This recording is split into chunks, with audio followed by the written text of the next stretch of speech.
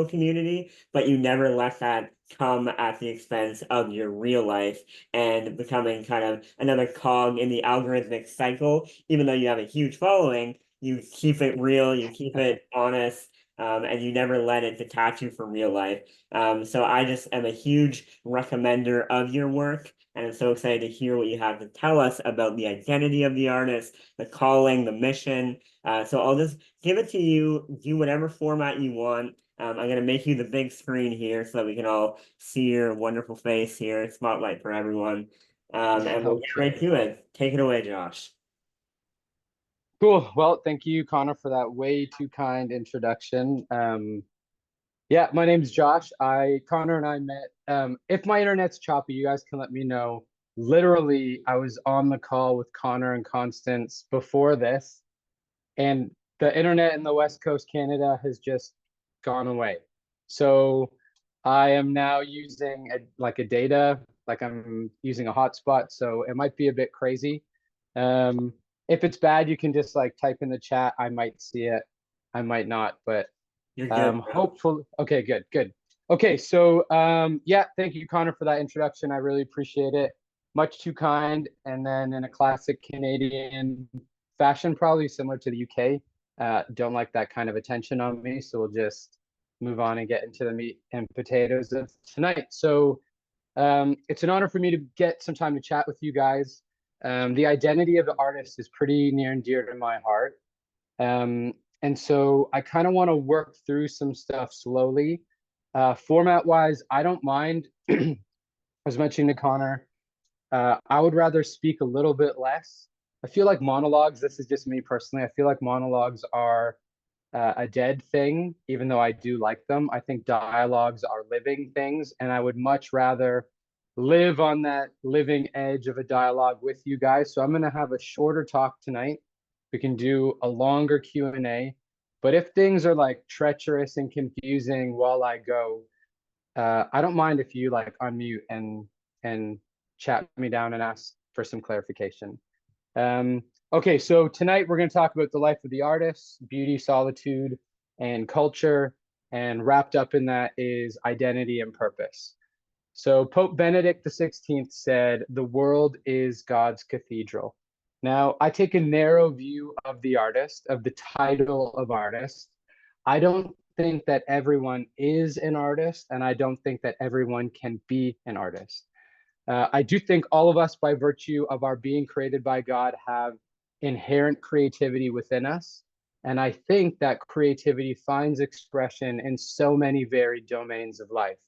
So, sure, we can call that varied expression artistry in some broad sense. The carpenter, the mechanic, the chef, the mother, the teacher, each of them can bring a God given creativity to their craft.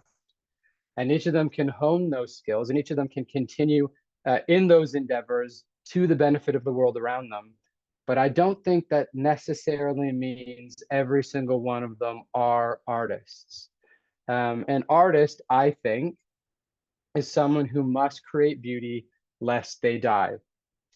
So, to be sure, there are carpenters and stonemasons, there are chefs and shoe repair workers, there are mothers and teachers who are also artists. And sometimes that necessity to create beauty, that need to participate within beauty and to share it and display it finds a unique language in their work. But not all carpenters are artists. I think that artist is a unique title, and I think it's a unique identity, and I think it's a unique calling. Artists have a desire to give other people eyes to see. Their art and their mastery is less about the medium, it's less about canvases, and more about the goal. Artists are in the business of removing scales from people's eyes. So, artists are those who must cure the blindness of the soul. Artists, what they do is they take their own experiences. Artists take their own pains, their own joys, their own doubts, their own triumphs, their own journey. They consume them, they metabolize them, they reinterpret them, and produce with their hands and with their bodies something that others will also be able to take and experience. Uh, there's a necessity for the artist. Without this constant participation and generation, their souls and in turn their bodies will wither and die. The artist feeds on beauty in a very particular sense, and then they are sustained by sharing that beauty. Their food, their sustenance is in multiplying that beauty and then giving it away. And in those two concepts, participation and generation, is the entirety of the artist's life. Charles Bukowski, who I don't necessarily recommend, though I've read a lot of his stuff, he once said this: the way to create art is to burn down and destroy ordinary concepts and substitute them with new truths that run down from the top of the head and up out of the heart. And this is why we need artists. We need true artists because they set ablaze the furniture feeling of bad interpreting. They consume it like a fire consumes. And in the place amongst the ashes, they bring little bits of the life to come. Artists are a necessary part of the body of Christ, not simply in some prophetic sense, as I think we're so used to hearing, but in my mind, artists are the kind of connective tissue of the body.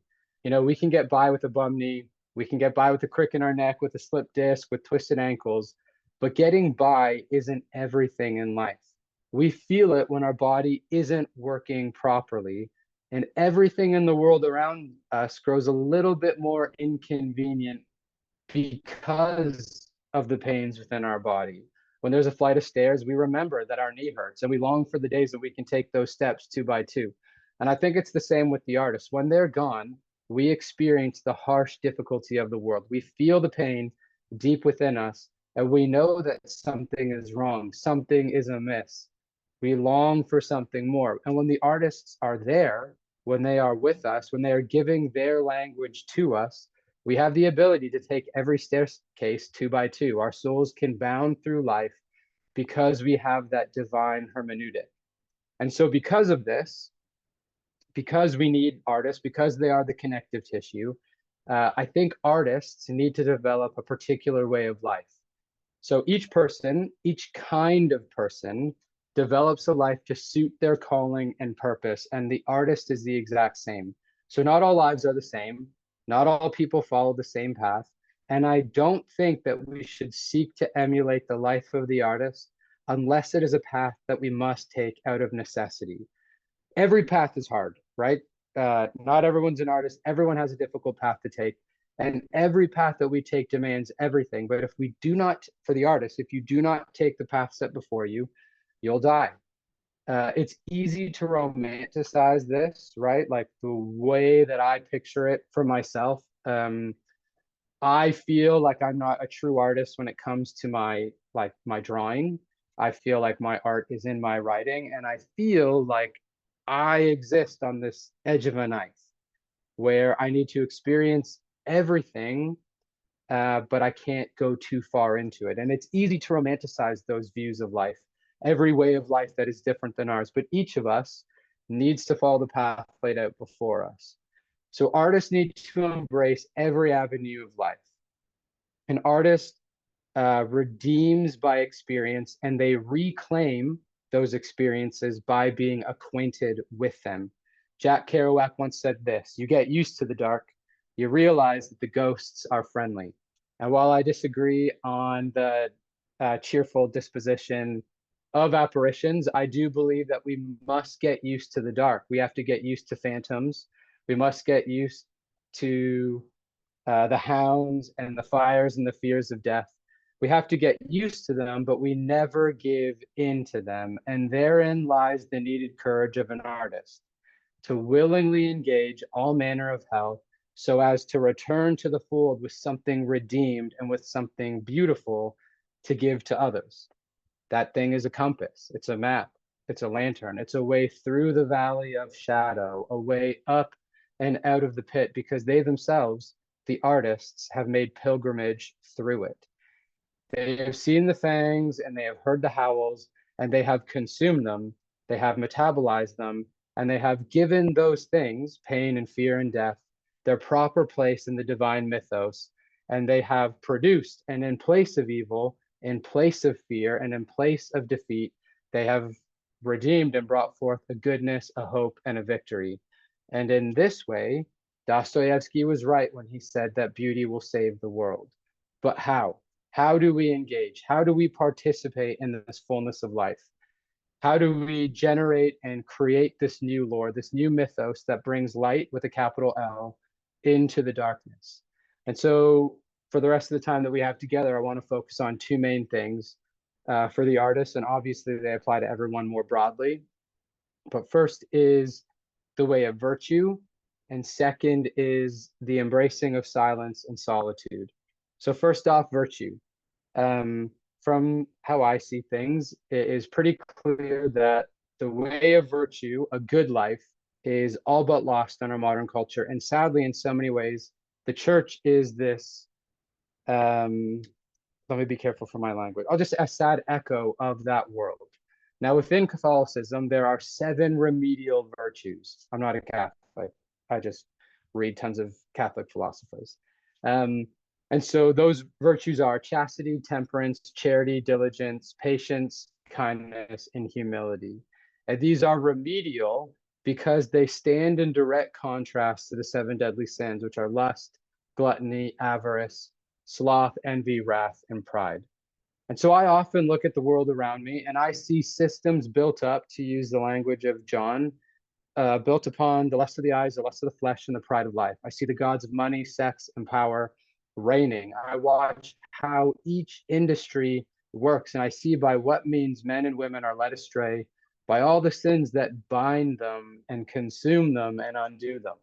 So our culture is a lustful one, and it doesn't take a genius to be able to see that. We are gluttonous. We consume nonstop. We have our personalities and our economy, our entire way of being is almost dependent upon a constant devouring of something. We're greedy. We look out for ourselves. We store up our wealth for our own needs, and we are lazy and we're envious. We have to have more than the next person. Wrath, another of the 7 deadly sins, just like Mark's about, just about um, every interaction I see on social media, whether it's theological or political or anything in between. And then we're proud, we're haughty, we think of ourselves more highly than we ought. And when I look to the church, and this is like broadly speaking, right? This isn't everybody, this isn't all things, but when I look at the church, I often see leaders who do the same. They use the tools of the world to try to save the world. And that's why I think we see scandal after scandal. These scandals are proof that something is going wrong.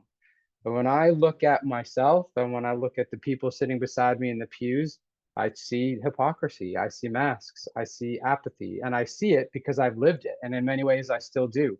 I tell myself these little lies. I give myself little excuses for all the sins I love to commit. I give myself these shady assurances that my reasons for indulgence or despair, my reasons for laziness or anger, my reasons for pride and apathy and greed are reasonable, while all the other reasons for other people are not. I walk around with a plank in my own eye while judging the speck in everyone else's. I make excuses for my every vice, but the way of the artist depends upon a life of virtue. It is the most holy among us who will see the world and life most clearly. It is those who are virtuous that behold God, and within that beholding, they are transformed and able to interpret self and able to interpret the world around them. The greatest work of the artist is not honing and mastery of his craft. It is the honing and mastery of his soul, and it is the violent submission of self to God. Violent because the passions, our vices, do not go down without a fight. Violent because it's a war. The world, the flesh, and the devil each are set against us seeing God, against us interpreting the cosmos from his perspective. And so every day is a battle to embody the virtues and to slay the vices within us. And this is a deeply internal work, and it depends upon like a kind of savage honesty. So as an artist, I need to know if I create because I need to be seen, and I need to know why I want to be seen. And you need to know what parts of your person are motivated by lust or greed or envy or jealousy. You need to know why you gossip and why you get angry and why you get impatient with others. You need to know why you lie about your morality, about why you hide who you really are, about why you neglect time spent with God, about why you aren't generous or why you aren't kind. You need to know about every little thing. not just because you need to understand it in order to be an artist, but because Jesus has come to heal the sick. And the first step in healing is admitting how desperately sick we are. And so I'm not normally like this. When I was writing this out, I was like, this is a bit doom and gloom. This is not normally my MO. But we live in a culture. I spend much of my time reading the early church fathers, and as much as they speak about the immense infinity of God's love, I have never felt so convicted as to the way of my life as when I crack open those old books. Our time is one of tolerance, of like, you do you, what's right for you, that's fine. And we have, as like a kind of virtue with a very lowercase v and respect to everything else, is this wrong kind of unconditional love. It's unconditional in the sense that we tolerate every kind of sin within ourselves and within others, which according to the church fathers, the sages and wise men of our Christian tradition, is not love at all.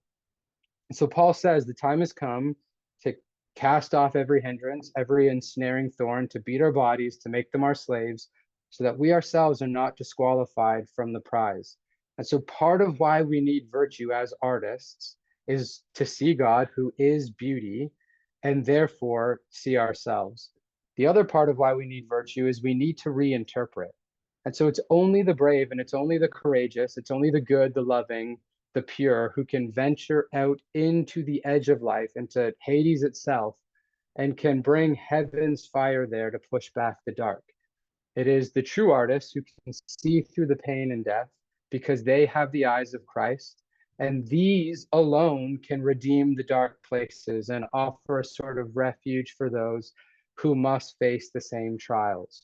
We need holy people to go and do this work. We do not need more artists to face the serpents of suffering and set up little outposts of fear or resentment or bitterness. We don't need more choruses of doubt or paintings of panic.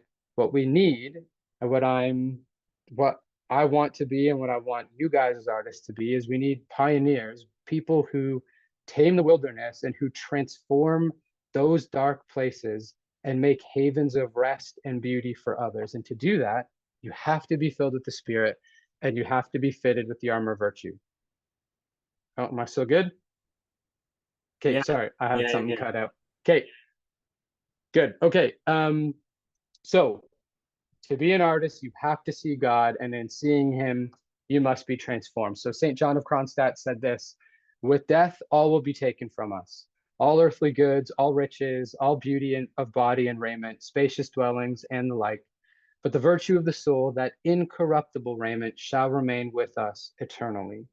And so, like, pursue virtue. The second thing that we need as artists, well, one is virtue. The second thing is silence and solitude.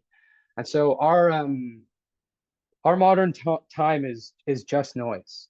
Lewis once remarked that the easiest ways to avoid God were to avoid silence, to avoid solitude, to avoid any train of thought that leads off the beaten track, to concentrate on money and sex and status, and above all else, to concentrate on our own grievances. Keep the radio on, he says, live in a crowd, use plenty of sedation. Now you can use your imaginations to think what he would write about some 60 to 70 years later. Our time is one of suffocation, of consumption, of clamor and commotion. Our ears are filled with headphones and content. Our minds are consumed by the turbulences of the day, of politics and world news, of scandal and everything else. And we often think that it's best to go along with every safe thought in the crowd. The new currency is noise and controversy and attention. And us artists tend to think we need to obey these mechanisms if we're ever going to succeed. And so we debase ourselves to those demands. The problem is we become what we obey. And if we obey the noise, we will become a resounding gong or a clanging cymbal, and we will become enslaved by that noise. The question is, what if we rejected it? What if instead of avoiding God with all the noise, we pursue him? What if instead of distraction and entertainment, the constant filling up of time with podcasts and lectures and albums, what if we just enjoyed silence? What if instead of being surrounded by people, surrounded by pleasure, surrounded by shows and movies and reels, we just spent some time alone?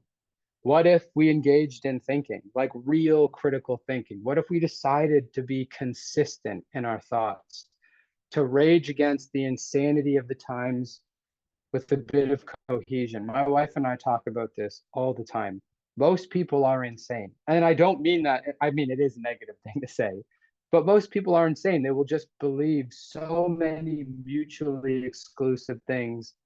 Like I'm currently trying to do this. We will strain a gnat and swallow a camel, to quote Jesus. We will get mad at someone for being mean or aggressive while other people are getting drunk and sleeping around. We will tell ourselves that it's good to spend so much time at work while neglecting our families because we're providing. And all those things are just insane. These are the insane thoughts of people, myself included, right? I live in this insanity, and it's why I need silence and solitude to have a cohesive virtue that cuts through all the craziness that I try to make sense of my life. And so what if instead of focusing on success and money and sex and status, on follower accounts or influence, and most of all, what if instead of focusing on ourselves at all, we just oriented ourselves towards the greatest commandments? What if we just decided to love God and love our neighbor? What if we stopped sedating ourselves with every kind of drug, social media, that extra glass of wine, the doom scroll on Instagram or YouTube or TikTok or whatever? What if we just decided to be awake instead of sedated? Silence and solitude are deliberate choices in our modern times. There is noise pollution everywhere, and purifying our ears takes a lot of effort. And so part of this, the silence of solitude, is a choice for slow and real over and against immediate and convenient. It's taking the long way, not just in like your walks or drives home, but in all of life. It's not reducing your thoughts or ideas to like Googled quotes. It's about diving into books. It's not reducing your walk with God to a 5-minute devotional. It's about learning to be devoted to Him with your entire life. The other part of this is learning to listen to the silence and hear absolutely everything that pops up within that quiet space, which is the thoughts of your own heart and the voice of God. Blaise Pascal once said that all of humanity's problems can be summed up in the notion that a man cannot sit alone in the dark, in quiet for an hour. And I think he's right. There are easier on ramps, I believe, into the quiet life, into a life of solitude, into a silent life. And St. Paul the Cross helps us here. He says, let all of creation help you praise God. Give yourself the rest you need. When you're walking alone, listen to the sermon preached to you by the flowers, by the trees, the shrubs, the sky, the sun, and the whole world. Notice how they preach to you a sermon full of love and of praise to God, and how they invite you to proclaim the greatness of the one who's given them being. And so the easiest ways in this are just start your day in silence, not by checking your phone, but by sitting in quiet in contemplative prayer. End your day the same way. Take a few minutes alone with God in quiet, prayerfully recounting your day, being thankful and repentant. The artist requires silence and solitude because she requires the voice of God to influence her creativity. Art is not regurgitation. It is not copying. It is not being first to market and leveraging ideas for financial gain. Art is not about building an empire, and it's even less about building a movement. Art is about the kingdom. It is a seed that must be cultivated and eventually harvested. We need to learn to listen and hear. We need to cultivate into shape, and we need to blossom and produce. And these things take time. There is no fertilizer for art. Art grows like all wild things under the provision and timeline of God. So you should enjoy it. Enjoy His pace. Because I think in the rush and in the noise and in the vice and unethical whatever, our modern culture is dying, like at least it seems. I mean, I have very high hopes and a ton of optimism for a coming revival. But I learned many years ago that the greatest apologetic of our faith are arts and the saints. And Pope Benedict XVI taught me that. He said that art and the saints are the greatest apologetic of our faith. And it's where my vision for beauty as an apologetic has come from. And it's why I believe that every single person is called to be a saint, an everyday saint, because we all must seek to redeem the world. We must give a defense for the way of Jesus by living and producing a beautiful life. Now, this revolution, this coming revival, the one that I see and believe in, is a storm. It's not one of violence. It's not one of burned cities and riots. It's a kingdom revolution. It's many millions of people devoted and together transforming a landscape. It's like a blizzard from heaven, like a tempest from the sent from the throne of God. Each snowflake is so small and so weak, but together we can wash the world clean. Then the king will say to those on his right hand, come, you blessed of my father, inherit the kingdom prepared for you from the foundations of the world. For I was hungry, and you gave me food. I was thirsty, and you gave me drink. I was a stranger, and you took me in. I was naked, and you clothed me. I was sick, and you visited me. I was in prison, and you came to me. Then the righteous will answer him, saying, Lord, when did we see you hungry and feed you, or thirsty and give you drink? When did we see you as a stranger and take you in, or naked and clothe you? When did we see you sick or in prison and come to you? And the king will answer to them, and he will say, assuredly I say to you, inasmuch as you did it for one of the least of these, my brethren, you did it to me. And that's the revolution. And in this, the beauty of a life devoted is where our faith will endure. And so, what will stand against the pain of our time? Hope. What will bring people up out of the ugliness of rebellion? The beauty of God. And you artists will play a pivotal role in that. It is not in the big things that the world is made new. It is in your seeing and obeying, in your hearing and in your participation and generation. It's in your poem for your classmate. It's in that dance or sculpture, that song or sketch. It's in that story or in that photo. All of these are cups of cold water to thirsting souls.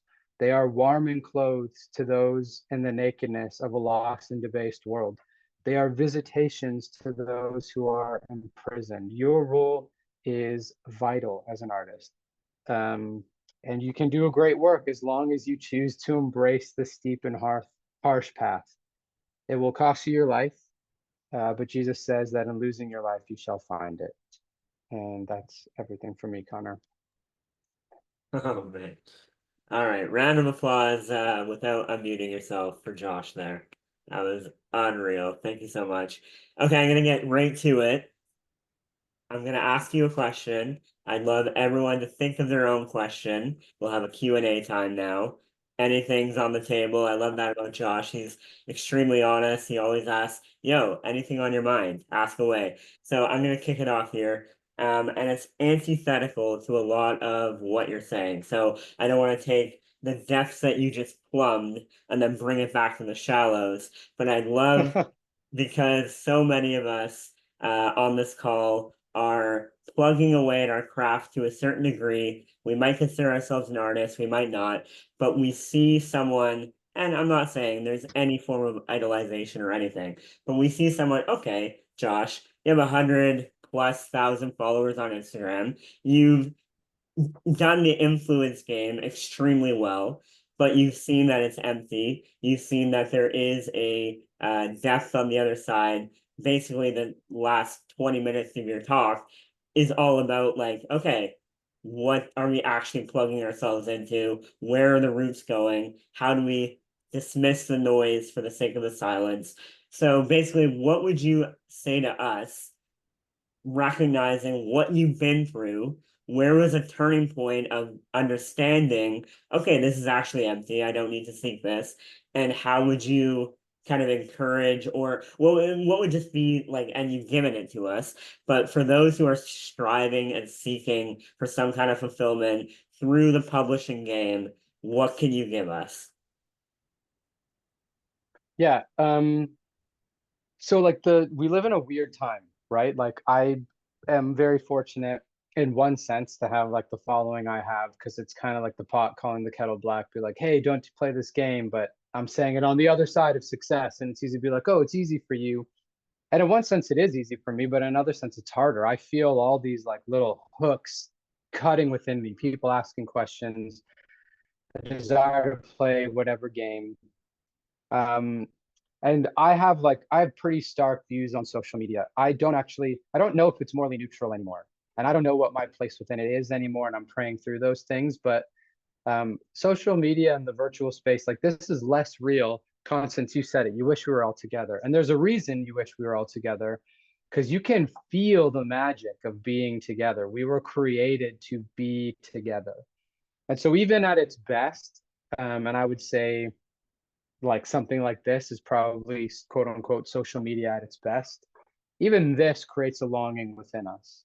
But social media is not real. Like I, as some of you know, had a brush with death a couple of years back, and things have been pretty wild. And on my deathbed, potentially, I was not saying, hey, I wish I had one more post, or like, I wish I had really plugged away at those like Instagram reels or carousels or consumed more content. I looked then at like my pregnant wife and my family, and I was like, oh man, like, did I miss it? Did I mean, I tried my best to be real and present and with them, but did I do enough? And so I would say, like, hone your craft, use the tools that are available to you, and do your best, but don't ever be a slave to them. It is a lie. Guys, I mean, this is behind the scenes. I really care about writing.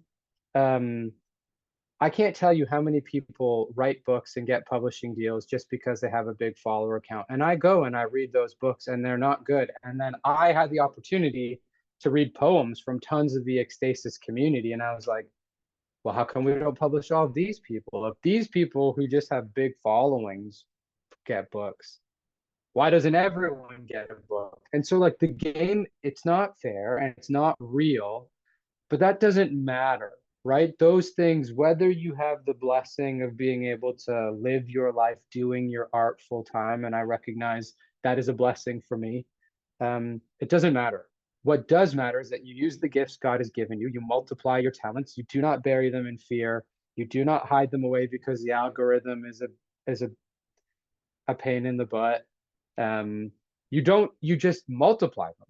You just, like, I'll quote Gandalf, you just do your best with the time given to you and the scope given to you. That's why I genuinely mean this. I do not think the coming revival will come on the backs of any guru or internet influencer. It will come on the backs of nobodies, and I include myself in that. Like, it will just be a revolution of ordinary people. I'm gonna get emotional because it's just like living ordinary, beautiful lives. Like, I don't know really any of you, and I don't know who you have an like impact with and who's in your social circle, but I do know that they're getting crushed by an ugly way of life, and you can introduce some divine beauty into them. And when you die, Jesus will say, well done, good and faithful servant. So yeah, I would say don't play the game. The game is a lie. It's stupid. Just obey Jesus and he will give you everything you need. And I know that sounds so cliche and so like holier than thou, but I genuinely mean it. Lots of this stuff is a lie. Like, all of Instagram is a lie. It could get unplugged tomorrow and we're all just normal again. You know what I mean? All I have available to me is the people around me. My internet literally just died. Like, it's just wild, guys. Like, none of this is real. Anyways, I could rant forever. So, Connor, I would just say, like, plug yourself into the most real thing. Priority number one is God is the most real. And then everyone around you is very real. And if you give yourselves to them and your craft, you will just redeem more things than you ever thought imaginable. Amen. That's so good. Thanks, man. All right. I'm not trying to blaze through this, but that's so good. But we're gonna move on to, I think Mariana was the first to have your hand up, so I'll go with you. Thanks, Connor. No pressure, right? Josh, it's like you said, this Zoom framework, it makes it difficult, right? Because I have this like flood, a river of like questions and observations and all these things, you know, and I'm trying to figure out, you know, which one is the best and the most concise to ask you. I will say this, I consider myself an artist. I considered myself a secular artist for most of my life. And so when I came to have this relationship with Jesus and I found the Christian world, the sacred world, using the same tools to save the world, that, you know, it really hit me when you said that. It really took me aback, and I was frustrated for a long time, and I became cynical artist. And so at this time, I think I am honing and trying to master my soul. And so my question will be this. That is the only thing that I feel that God wants me to do for the rest of my life. I'm a mom, I'm a wife, I'm a sinner, I'm a saint, I'm all these things, but the one thing that I keep hearing him and constantly telling me, I need you to hone in and master your soul. And so I'm going to ask you, Josh, as someone that's probably walking a little ways ahead, having wrangled some more, I just want to ask you, what are some ways that you increased virtuous, I would say, like, community and Yeah. that you found? Yeah. So I'm sure you can end that for me, but yeah, that's my question. Yeah. Yeah. Thanks for asking, Mariana. Oh, I got an echo. That's fine. So two things. Number one, I think everyone goes through that path, right? There's either like, it gets very difficult as an artist because I believe you do have to travel to the edge of what you're able to handle, but for you to be able to interpret it. Like, I do think, so I forget who it was that said this, but like, this is the thing where people call artists prophetic, is you go up to the edge, what is completely unexplainable, and you just create something. And then down the road, the writers and the philosophers and the scientists and the commentators, they put language around that created feeling, and they make it a safer space. And so I think that one of the things that comes with being an artist is a bit of that like confusion or jadedness, like you said. And for me, when things got really tough, I just said, hey, you know what? I'll say what Paul said. Like, I just assume to know nothing except Christ crucified, and that will just be my way through. So I would literally be like, hey, every single philosophical question I ever wrestled with was just up on the table again, because I was emotionally and then physically feeling them as an artist again. And I'd be like, yeah, like, so if you read Brothers Karamazov, one of the things Ivan says is like, there are babies who freeze to death in sheds during this Russian famine. What does your God say to that? And I remember reading it being like, okay, this is different when you feel it rather than just intellectually dissect it. And I just told myself, be like, hey, Lord, this is just a thing that I'd be like, I have to resolve to know you and you crucified. So the first thing to say to that point is, don't rush things. You can't fake virtue. You can't rush virtue. You don't just memorize platitudes to get up over these hurdles. You go through them with Christ. And so the ways to continue to embody a virtuous life, I mean, there are practices, and you can look those up. Like, there are like the disciplines, spiritual disciplines. But I find the biggest way is just to genuinely look at my life and to look at the questions and the things that I give myself most often to. So if it's anger or apathy, those tend to be my biggest vices. I'll just ask myself, when I listed that thing, like, hey, why do I create? Do I need to be seen? All that stuff. That's because I had to deal with those things on my own. As far as building a virtuous community as an artist, this is way harder than you think, because artists might be the most real people on the planet, and we are a lot. There's no middle ground, right? Like, if we go out with my wife, who is an artist as well, she bumps into this all the time. She'll go out with a bunch of girls and they'll be like, hey, how's your week? And Aislinn, my wife, will be like, poof, like world shattering honesty of like, hey, I need to do this. And everyone's like, hey, I wish we could just kind of joke about The Office. And Aislenn's like, sorry, time is short. I have to do this. And so for an artist to develop a core community where you can hone virtue together, I would say pray for it. There's things you can do. You can do that, and you can learn to trust people, etc. But I would just pray for it. Pray for brothers and sisters, a community to come around that can support you in your pursuit of Christ, and you can support them in their pursuit of Christ. And then together, like, you can sharpen each other as iron sharpens iron. Thank you. Beautiful. Zena, you're up next.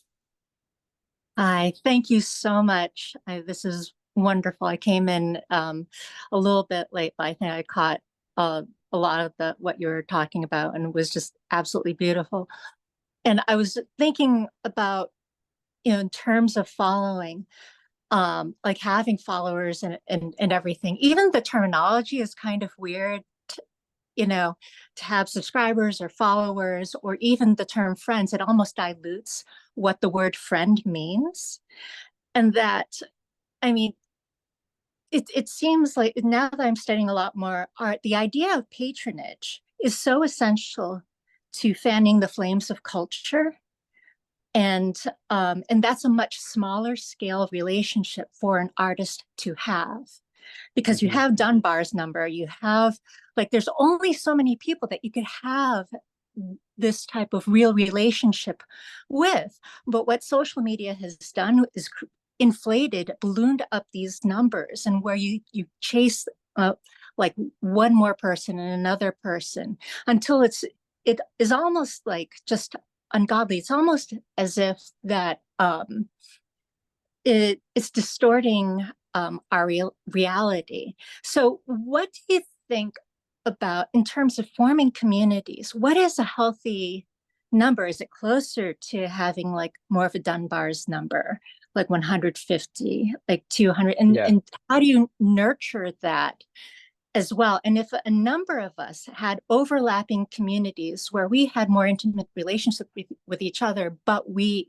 ourselves as artists had our own relationships, and so these communities overlap, do you think that would be a lot more sustainable than trying to have like 2,000 followers on YouTube? Yeah, I think you're right. Everything is diluted, and I think it's all less real, right? Once like our main definition of these real things, first off, calling people followers or whatever is so cringy to me. So if I'm ever online and people are like, hey, to all my followers, I'm like, gross. Like, what do you think this is? That's so weird to me. But like, I think you're right. Friends and whatever, it dilutes these real definitions. And online communities, there are ones that are like, lots of this stuff is felt, right? So you can go to a space that feels more real and genuine, where people matter rather than say like dollars, or just like, hey, I need to present my follower count to my stockholders so I can make more money on my next whatever deal. I genuinely struggle with what it's like to build online communities, and I've tried and am trying and continue to try to develop certain things through avenues like this. Not because I think they are a replacement, but because I think there's a way to interpret online communities as a launch pad. So everything that I write and everything I do, I try to give away for free. I let people use. And the hope and prayer is that they take it from this disembodied space to a real space with their own communities, right? So like if I make a post about burnout, or I make a post about, oh, you have little faith, why do you doubt? I hope people read it, and I hope they go to those real people in their community and be like, hey, what do you think about this? Like, I think I'm a person of doubt. As far as pursuing any number online and overlapping spaces, I'm sure there are avenues for that. I think Ekstasis becomes one of those things where there are like-minded people, where I have friends who are like in the same domain as me, and we all have this plug into a place like Ekstasis where we can find an outlet like this. But mostly what those things are like hubs that connect people together and then send other people back out, right? All this stuff is provisions for real world. So when you read an Ekstasis article, or you see a post of mine or whatever, it's not about building an audience. It's about taking those things back to the real world. Always bring it back to the real world. Things don't just live and die in the virtual space. They can't. They're not even alive in the virtual space. So all that to say is like, yeah, frame your whole life around real people, whatever those numbers are. And the whole Dunbar number thing for churches, I think we would do well to just assess our modern method of operations for church growth and community. And I must commend Zena. She's a very active artistic participant in communities, and she has an essay coming out with the next Ekstasis. So love your work, Zena. Okay, let's go with Emily. And by the way, I know we're getting a little bit close to time. Feel free to drop out if you need to. I think we're having a really rich discussion. Josh, as long as you're able, but feel free whenever you need to. We also have Amar Patel is here, and he owns an app called Salt and Light, and it's a really good community gathering space that kind of allows that third digital space that takes it a little bit deeper that I'd love for Ekstasis ambassadors to stick around for, and we'll talk about it again in the future. But yeah, just to let you know that we'll have a few more questions. He will talk a little bit at the end, but feel free to drop out whenever you need to, and we will have another one at the end of July. So this is not the end for sure. And in the meantime, we will get Emily. Go ahead with your question. First of all, thank you, Josh, for that speech that you gave. There is a lot of food in that. I think I'm going to be thinking about it for many months to come. You mentioned, or you portrayed the artist in a way that confirmed my identity as an artist. I would say in my community, I'm the only person that views being an artist the way that you described it. I think I'm the only one that views writing as more than a hobby. So in my corner of the world, where I'm at in my church, the people that I end up interacting with on a weekly basis, some of them write, very few of them do, and even fewer amount of them seem to read or want to read. And when they do write, they write for the fun of it, and they don't seem to see that whatever ideas they put into their books and their stories are going to have an impact on people. They're either going to be calling them up to heaven or down to hell. What advice do you have? How would you go about talking to people to help them see the need to write quality books that are pulling people towards higher thoughts, if perhaps they've never read one of those books themselves, that pulls them up higher? They're essentially writing what they've read. Yeah, Emily, that's phenomenal. That's such a good question, because there's two things going on. Number one is you're starting to feel, and the reason I talked about this in my little speech thing was it's why I have a narrow view of artists. But I think that we all need art, right? So like you can ask yourself a question: what would happen to our lives if we removed all good art? Not the chaff, not like the Netflix 6 out of 10 stuff that we just scroll through to find every night, but real stuff, the stuff that says to you like, hey, when you're on the brink of destruction, you can read a poem and it will get you through in a way that nothing else can. So what we need artists who create it, and we need to develop cultures and communities that value those artists. And part of it is not by cheapening and watering down the artistic domain with drivel. It's saying that my internet connection is unstable, so I'm just a bit apprehensive because of what my data. Still coming through. So what I mean by that visual, not the audio. Okay. Okay. So what I mean by that is, I think this is a bigger, broader question. I think I don't necessarily have all the real answers for how do we redeem the world with respect to valuing artists again, right? Like it's easy to look at with rose-colored glasses when people would apprentice under artists and create a sculpture, 2 to 5 sculptures in their entire life and put them up on a church. Like so my wife and I lived in England for a bit, and I was just starting out as an artist before we left, and then we lived there for a while. And I would tell people here in Canada, hey, I was an artist. They're like, how do you pay your bills? And when I was in England, I'd be like, hey, I'm an artist. And they're like, oh, what do you do? What's that like? Tell me what motivates you. So part of it is a cultural dynamic. And I think and it's very difficult because you don't want to turn around and tell people, hey, you're reading garbage books and you're writing garbage stuff. Read something good and write something good. But what you want to do is introduce them to the real things and be like, maybe you start a book club and you do the first book and you'd be like, hey, this is my favorite book in the world for a reason. This is my favorite film for a reason. My favorite poem for a reason. My favorite musical movement for a reason. You just ask them. And oftentimes, like, art is a developed taste, right? Like whiskey, like sushi, like beer, like coffee. Very few people just have a sip and are like, oh yeah, I love this and I get it. Like, it's hard to read some books. Like Brothers Karamazov is not like a lazy Tuesday read, but it will change your life. And so I think finding for your community, and let's just say it's like you and 5 or 10 people, I don't know what that community is like. But if you prayerfully say, like, you know what, maybe they could handle like a picture of Dorian Gray. And maybe for the first time ever, they'll see what it's like to be confronted with their sin and the consequences of hiding their sin, and that you can actually do it and it will destroy you altogether. And maybe that would do it. Maybe they'd be like, oh, are there other books like this? You'd be like, oh, well, let me show you. And then maybe they'll read so much that they'll be like, well, maybe I want to write like Oscar Wilde. Maybe I want to write like John Steinbeck or Ernest Hemingway or Flannery O'Connor. And you'll be like, yeah, maybe you do. And maybe the way to do it is you put the pen down for a bit and you just read 100 books. Maybe you're slow to speak and quick to listen.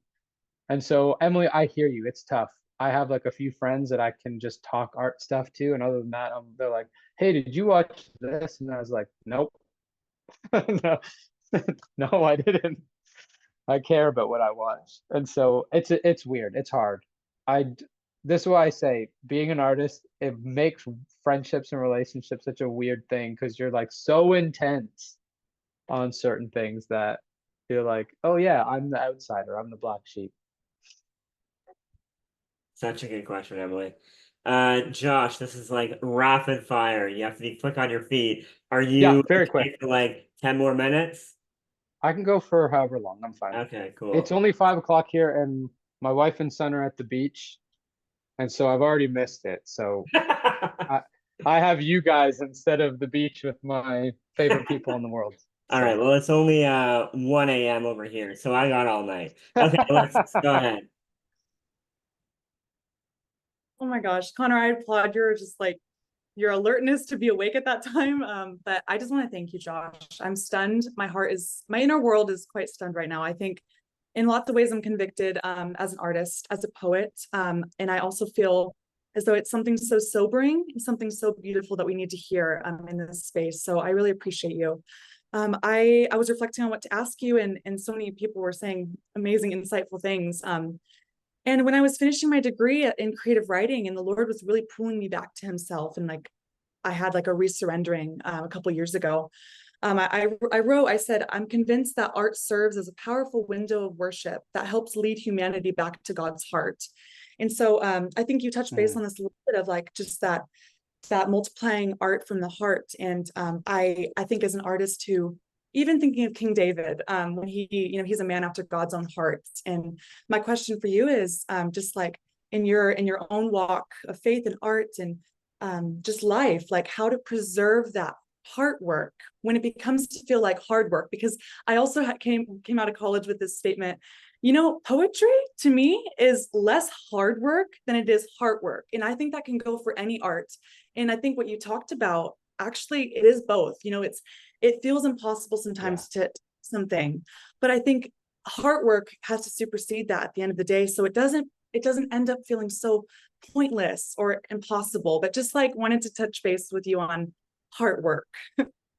yeah, thank you. That's a great question too. So Hemingway said, like, hey, writing is easy. You just like sit at a typewriter, slit your throat, and bleed to death, right? You have to give people real stuff. And that isn't easy. Like, that's the irony of what Hemingway's saying. So when I was in seminary, my dad said to me, he was like, Josh, this is probably one of the wisest things he's ever said to me. He's a good man. He said, Josh, you have to cultivate the culture of your inner man. And it was easy in seminary to not do that. It was easy to just get lost in all of the books that I had to read and all the essays I had to write. But you can dry up, and you dig deep wells when you cultivate the culture of your inner person. And so I would just say you are right. Heart work comes first, and you don't go to do the heart work to cultivate your inner life for the sake of production. do it for the sake of love. And then when you sit down to write, you write from that place of love, and it will hurt like hell. And I do mean that literally, because those are the things that need to come out. And so when I write my posts, I mean, some of the posts are more encouraging, some of them are more vulnerable, whatever. Those things hurt. And so I think you're right. Heart work comes first. You cultivate this inner person, and then you give. Like, I mean, the echoes of the cross are deep here. Like, you give of your body for the life of other people. That's what art is. And everyone is doing the same thing with their gifts, right? We're just talking about artists right now. And so I would say just exactly what you said. Do the hard work, and then be prepared to give everything you have for the sake of others.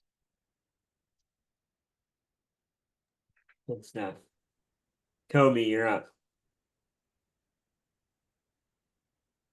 Well, thanks, Josh, for what you had to say. And I also just want to say I'm grateful for your work as well. In that when you talk about bringing something from hell that has been redeemed, that other people can take and use. I've been a recipient of that in your work at times. So, and my question is something that I've kind of been thinking through for a while. That I think is kind of perennial in the life of the artist, which is how do you balance what you talk about as this need to create this, if I don't do this, I feel like I'm going to die, with other duties, with other things that you're called to in the Christian life. And I think there's all kinds of artists who have struggled and thought through that. Tolkien thinks through that in the story Leaf by Niggle. And Yes. and like, but and on the one hand, it would be really easy to sit here and go, oh, well, actually, these questions about like, oh, I could have been helping the poor, like that's just Judas's question when Jesus gets perfume poured on his feet, right? But on the other hand, right, like you said yourself, when you're sitting on your deathbed, you're not necessarily thinking, oh, I wish I would have made more stuff. And on the other side of things, right, that stuff is redeeming the world. And so, yeah, that's a lot. What do you do with it? I would love to hear. Yeah, that's such a great question. And it's very difficult. So these things have no answers in the sense that they are felt. So that, for example, there's some days grabbing a beer is a sin when you're using it to escape from your life, and when you're using it to the neglect of your family, or as a crutch, or there's some days where it's a reward after a long, hard day out in the field doing chores. And so the same act can have a different, I don't know if you hear the joy of the children just outside my window. So the same act can just be different depending on the situation. And so part of virtue ethics is saying, like, what is the situation and how can this be used? So for example, today I spent the afternoon like throwing rocks in the river with my son, and I have tons of art to get done for other people. And I like to tell myself that there's something so much better about like not just working and learning to go at my son's pace, which is like a 1.5-year-old's pace, which is like, hey, let's walk through the river. And you're like, yep, sure. Let's throw 400 stones in the river. You're like, yep, sure. But then at the same time, you do have to take care of your own soul so that you can give your best to these people. And so I think each day really matters, and you have to find this balance. Like, so there is this lens where, like, philosophically and theologically, Judas is not wrong. It, quote unquote, is a waste to pour quote, could give it to the rest of the world. But the motivations behind those things betray a lot more of what's going on. That woman is giving absolutely everything she has in worship to God. And Judas is a greedy little shyster who's using morality as a way to get what he wants. And so I think for the artist, you go every day, and there are days where maybe you get to write down a word. Maybe you get to scratch one eyeball on a paper. Maybe you have one word that you think is poetic, right? Maybe you fall in love with the word momentum and you're like, wow, what a word. Maybe you get nothing. But when I say, like, at the end of your day, when you spend that silent solitude time with God and you are grateful and you cultivate greatness and repentance throughout your day, there is all kinds of things that are multiplied, right? So my wife prays this all the time. So our little guy, he is a deeply engaged boy, and if he wakes up in the middle of the night, he's ready to play. If he all day before I put him to sleep, he is literally playing in my arms until he just goes bleh, like passes out. Deeply engaged. So there were times when you're a dad, you're like, yeah, I slept 4 hours. And my wife would pray, be like, Lord, I pray that you multiply those 4 hours to be 12 so that I can give my best to everyone around me. And she's literally would sit down and paint. And she's like, wow, I've never painted so easily as when I gave myself to everyone else. And so just like the economy of heaven is very different. And I'm saying all these things as a way to say like obedience cuts way different than we think. And then Leaf by Nagel is a great read to just like, I mean, let Tolkien do what I can't do.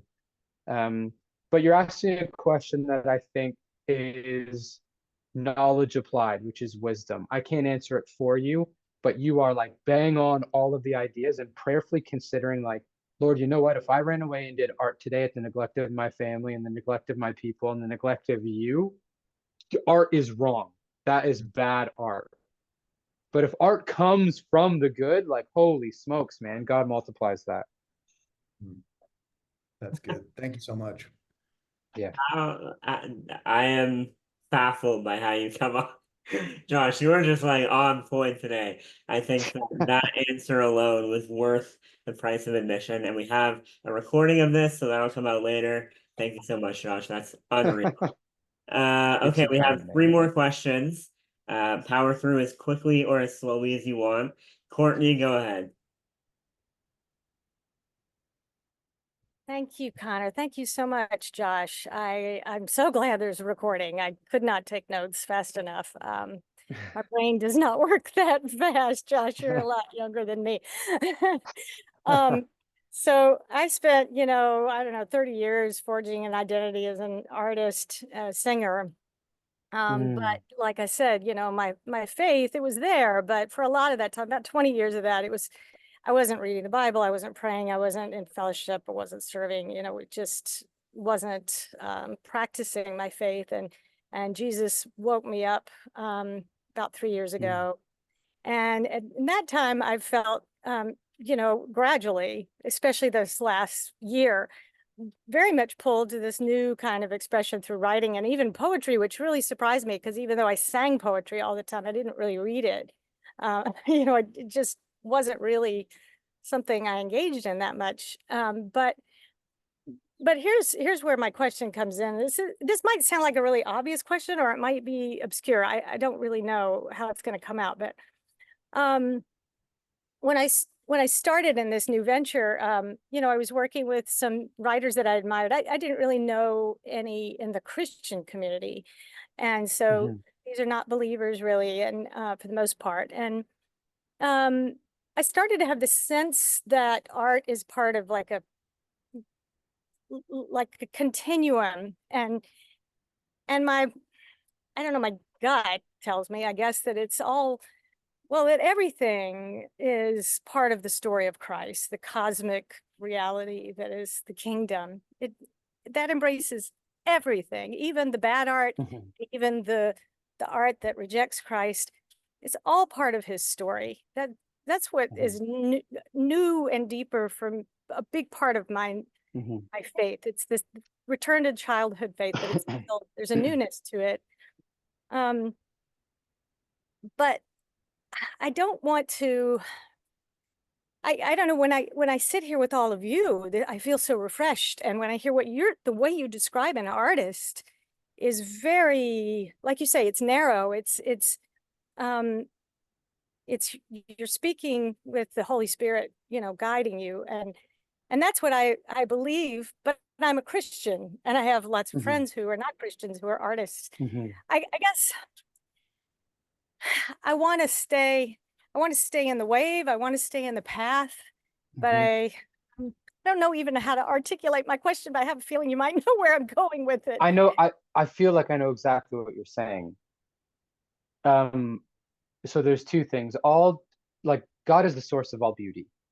And so everything that is beautiful is some participation and reflection of who he is, right? So I have non-Christian people that I read who are reflecting some bit of their creator, though they might do it with a raised fist and a raised middle finger. Some despise God.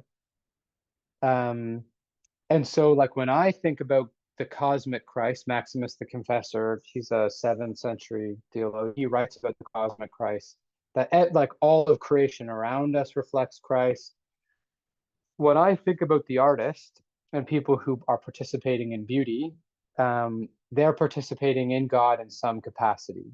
But beauty, like you said, there is bad art. And so there is a goodness and a truth. So there are these things called the transcendentals, goodness, truth, and beauty, and they interpenetrate. So for something to be beautiful, it also needs to be good and true.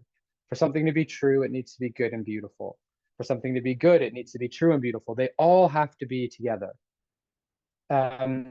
So when you are with people who say aren't on the same page from a faith perspective, and you feel a massive resonance with other artists, that's okay.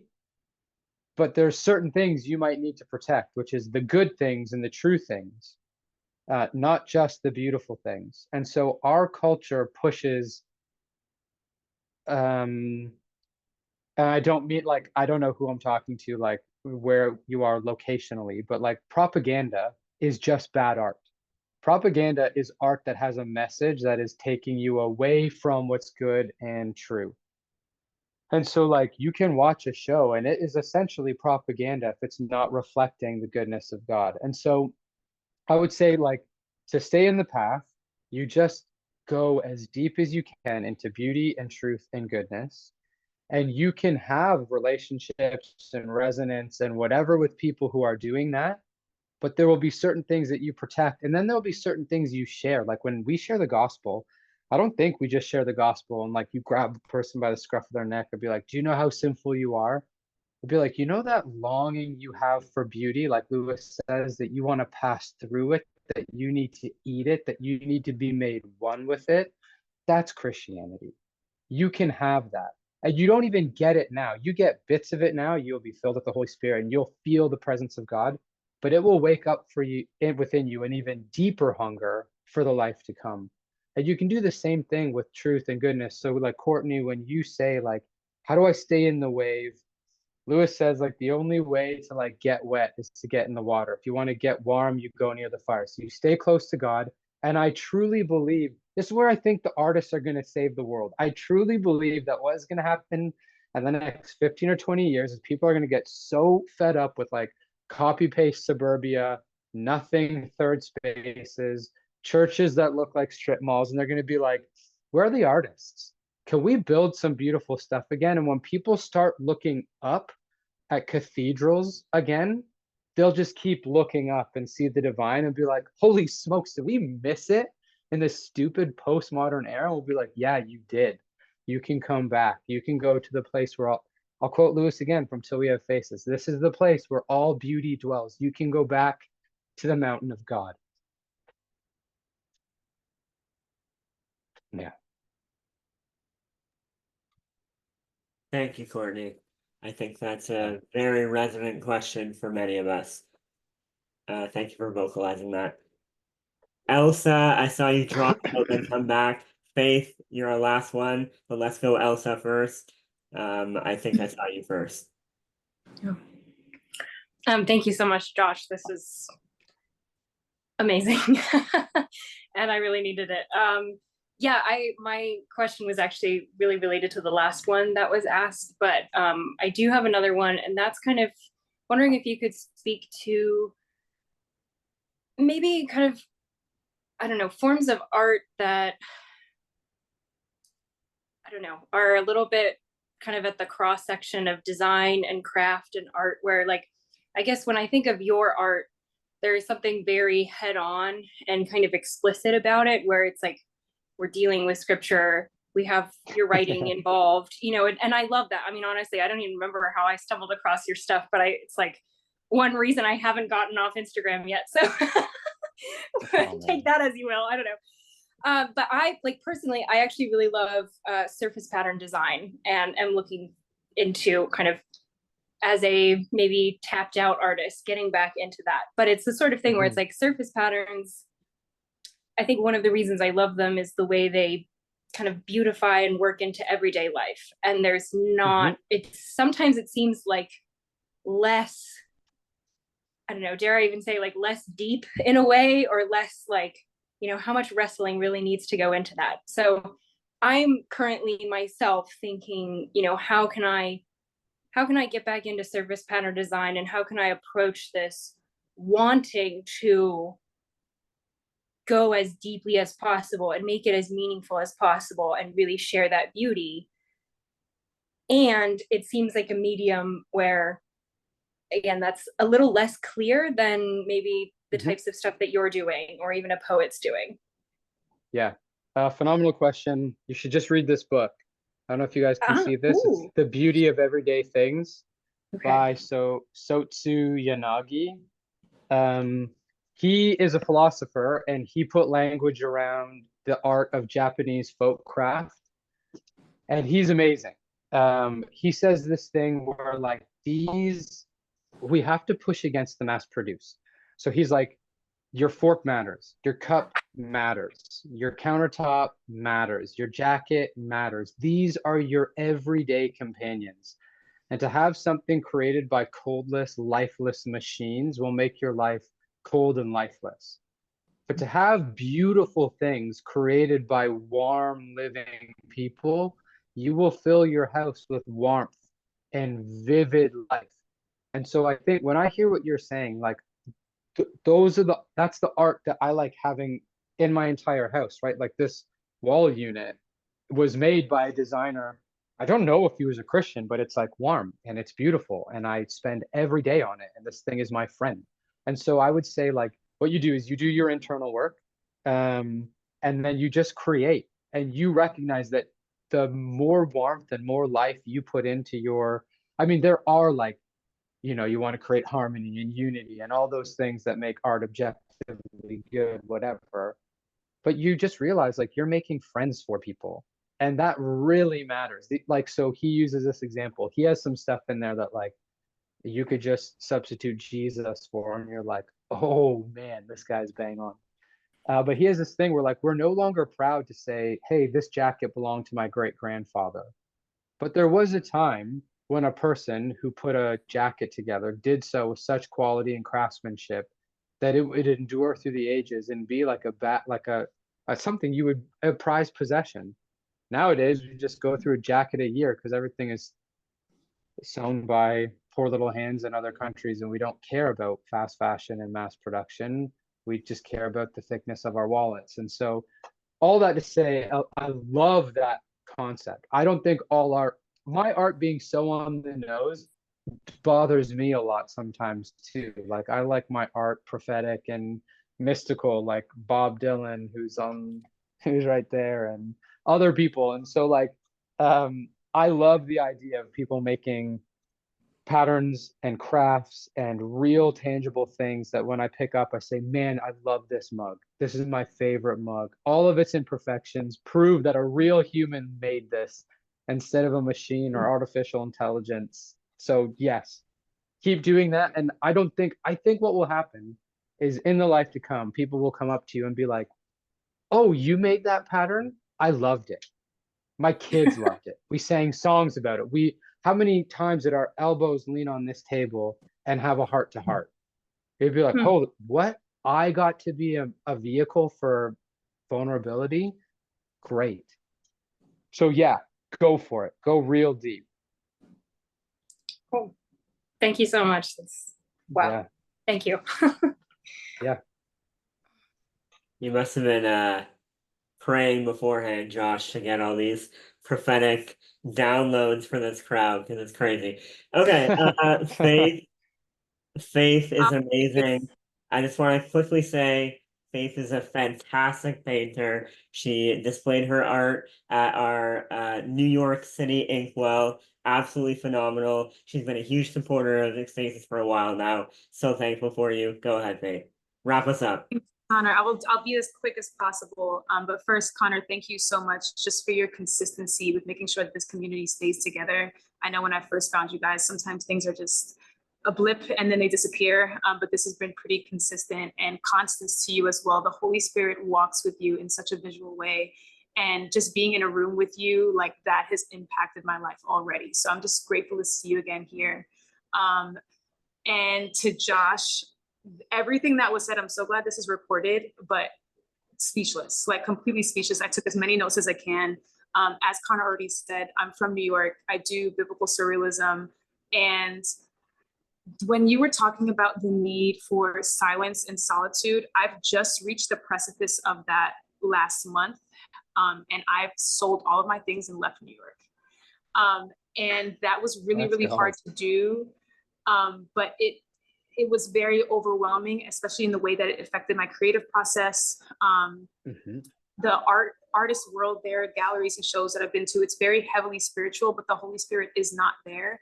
And that has been very overwhelming in wanting to create work, but in such a spiritually noisy place. So now I'm like in the mountains, like teaching archery to kids and finding more time to paint, which is great. But this quote by Harry Belafonte came to mind when you were talking, and it is, we believe the artists have a valuable function in any society, since it is the artist who reveals society to itself. And for me, because I've been away from the society that needs the hand of the Lord and that needs artists, I'm wondering how to still, in a healthy way, be aware of society and being in need of community, but not having it affect my artist process so much. So like, how can I balance that, like in a healthy way, but not to a point where it like makes, like, I don't want to be in solitude all the time, you know, but I'm wary that New York is my only other home really. So I don't know the middle ground for that. I'm not sure if that makes sense. Of course it does. It makes a lot of sense. And it's very difficult because solitude is hard. It doesn't matter where you are, it's hard, right? We all carry around these little demonic devices with us that just could shackle us to noise at any, like I have friends who go, so I have tons of friends who are Orthodox and who are Catholic, and they go away to monasteries to pray, like pray stuff. And they have to give their phones over now because you can still get your 5G signal, and you could be praying the liturgy of the hours and someone sent you a reel. So like you could literally be in a quiet stone cell. I was sorry, this is a stupid story, but I was thinking about this. I took my son for a bike ride. The family, we went to the beach. We build sandcastles, and when we build sandcastles, all the kids come around. And so I was helping all the kids. We were building Chateau d'If, which is the prison that Dantes gets put in the Count of Monte Cristo. And I was thinking that in our modern world, Chateau d'If like no longer exists. You don't get to be disconnected from society. People in prison, I mean, you have to go to like the darker places of the world to be completely cut off in a prison. People in prison now, they got to watch TV, they get their whatever, totally. So even in these places that should isolate us, there's noise. So first off, I want to commend you for taking the necessary steps for you to carve out, even for a season, a bit of silence and solitude, right? So for me, like I just downgraded to a dumb phone. Me pursuing continued and growing silence and solitude meant that I needed to just disconnect from my smartphone altogether. And it's been great. And so who knows what that season will bring? I don't ever see myself coming back. But your question of like, how do I depart and come back? One of the things to do is just like I would spend a ton of time in the Gospels. Like, how often does Jesus retreat to a quiet place? Retreat to a quiet place and then come back and give. And so New York, you're right, most places are spiritually noisy and spiritually saturated, but not with God. We are living in like, it's a neo-paganism in my mind, like it's a new pagan world. And I think what's going to happen will be what always happens, is we will need to send Christian missionaries to these places that are saturated with other spirits and start bringing Christ and the gospel to those places. So for you and your art, I don't think very few people are called to the monastic life, right? The life of complete silence and solitude. And I don't think you need to discern if you are. You said, hey, I can't do it all the time. I have so much I want to say. And I think that's true. And so for you, Faith, I would say, to have a season, like you're teaching archery, have a season of silence and solitude, and then just follow God's leading. Like, I know I'm not saying this because I don't have answers. I'm saying it because if I gave anyone one answer, it just wouldn't make sense season to season, moment by moment. You will know if God wants you back in New York, and you'll know how he wants you back in New York. I used to live in Toronto. I love a big city, and I know the rat race. I know the game. Like, we would do art markets and booths and tons of stuff and try to get into galleries. And it's all just like elbows and who's who and what's what and pay this and do that. And it's so much noise. But there are other mechanisms, and I think God will make a way. So, as far as developing a life of solitude and then learning to come back to the real world, part of that is humility, right? Like, it's very hard. You know, when Moses comes down the mountain and his face is shining and everyone else covers, they'll be like, whoa, man, cool it. Like, that's a bit much. I think it's one of those things, like when you spend a lot of time in silence and solitude with God and you go and you're just like watching people cut each other off in traffic, you're like, oh, like these pagans, like, what are they doing? But when Jesus sees these people, he's like, oh, they're harassed and helpless, like sheep without a shepherd. I want to go and minister to them. And so if you have that ministering heart with your art, which you clearly do, the best thing is just like go with him. You spend your time in silence and solitude. You just do Jesus says, I only do the things I see my Father doing. And if God, the Father, says to your faith, like, yeah, let's go back to New York, you're like, really? Yeah, sure. Let's try to get in this gallery. Sure. Let's put on whatever. I don't know what any of the nitty gritty practical things are, but obedience from silence and solitude is the only way.